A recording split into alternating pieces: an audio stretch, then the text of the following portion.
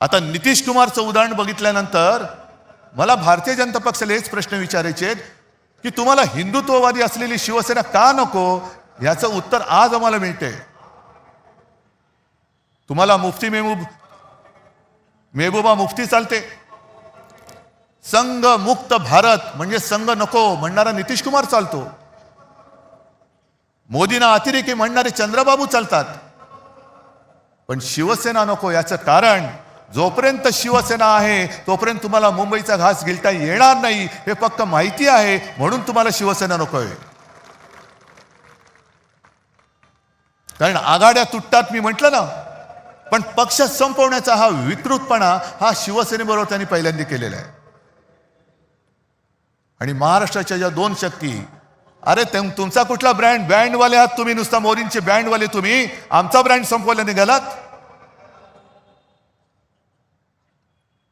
आज ठाकरे तर आम्ही आहोत, एकच आहोत, पण पवार साहेब सुद्धा आमच्या सोबत आहेत. ज्या पवार साहेबांनी देशामध्ये सुद्धा एक मोठं काम केलेलं आहे, म्हणून ही दोन नावं पुसून टाकायची. हे एकदा संपले का मराठी माणूस उभाच राहू शकत नाही. पण त्यांना अजून कळलेलं नाहीये, मराठी माणूस सहनशील आहे, दयावान आहे, पण कोण जर का अंगावर आला तर शिवसेना प्रमुखांची शिकवण आम्हाला आहे, एक तर कोणावरती वार करू नका, पण जर अंगावर कोण हात उगारला तर तो हात जागेवर ठेवू नका. आम्ही कोणाला घाबरवण्यासाठी युती केलेली नाहीये, आम्ही कोणाचं काही हिसकावून घेण्यासाठी युती केलेली नाहीये, पण आमच्याच घरामध्ये येऊन जे दादागिरी करतायत त्यांच्या विरुद्ध आम्ही आवाज नाही उठवायचा तर काय लेंड्या टाकायच्या. आणि मला एक मराठी माणूस असा दाखवा की जो परराज्यात जाऊन ह्यांचे जे पोपटलाल आहेत त्यांच्यासारखा दादागिरी करतोय. एक माणूस दाखवा, उभा चिरून टाकतील त्याला. पण मराठी माणसाला जो एक काही धुळीचा शाप आहे हे शिवतीर्थ आहे.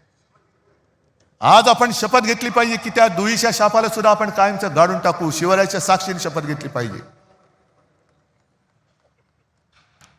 नाहीतर औरंगजेबाचं ते वाक्य शिवसेना प्रमुखांनी सांगितलेलं ना की या पहाडी मुलखात पराक्रम मुळामध्ये शिकवावंच लागत नाही. हे मराठे या पहाडी मुलखात तमाम दुनियेला भारी आहेत, यांना पराक्रम शिकवावं लागत नाही. पण धुळीचं बीज इकडे खडकावर जरी भिरकावलं तरी एवढं रुजतं फोफावतं की पाहता पाहता तमाम दौलत तबाह करून टाकतं.